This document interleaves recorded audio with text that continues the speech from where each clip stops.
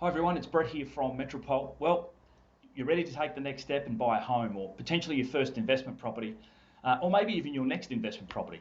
And naturally, the market's quite hot at the moment. You're probably missing out and there's a lot happening. So you probably want to get someone working for you. And many people at the moment are looking for a buyer's agent. They're going online and researching for buyer's agents. They're doing their research and wanting to understand how and who can potentially help them and who's the best and in the best position to help them.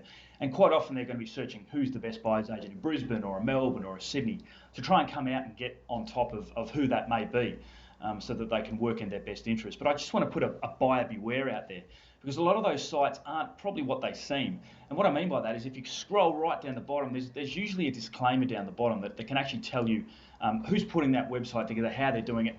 Quite often the agents that are on that website are actually paying to be on that website. They're paying a service or a subscription.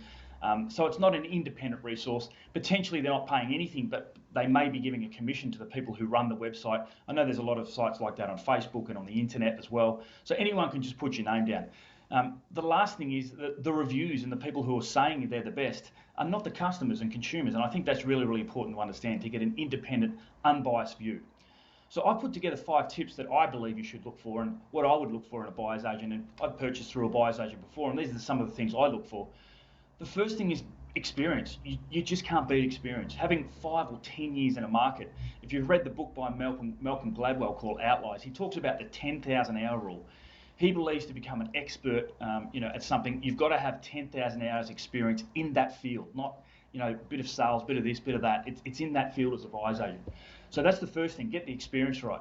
If they've got the experience, it'll lead to the second thing, a strong database and network of agents. In this market, if your buyer's agent isn't showing you every property for sale and not just the ones on market, they're probably doing you a disservice and you've got the wrong person. You need to be looking at off-market opportunities, pre-market opportunities, and different opportunities rather than just sitting on realestate.com and waiting. The next thing is I really believe and passionate about investing in property. I've got a successful portfolio myself, so I would be wanting to work with someone who also has a successful portfolio. They've bought properties in those areas and bought properties in those locations. They know the areas very, very, very well, and they've got skin in the game. And I think that's a critical factor to actually understand the emotions, the roller coaster that you're going to go through, because they've been through it themselves and potentially they've already invested in those areas themselves. They've lived and breathed that as well. The next thing is I'd be looking for a specialist, someone, as I said before, who's had 10,000 hours in 10 kilometres from Brisbane or a Melbourne or a Sydney, in those pockets. They're not buying from, the Gold Coast to the Sunshine Coast, out to Toowoomba, all over the place. You don't get a chance to specialise and understand markets and the perspective that goes on those markets. So that's the next thing. And finally, finding a buyer's agent that works in your best interest. Sure, there might be, agents that get a commission and a kickback. I know sales agents claim to be buyer's agents these days, but they can't offer you every property on the market and every property for sale. And likewise, even some buyer's agents, who can really hold up properties to 3 or 4 different people.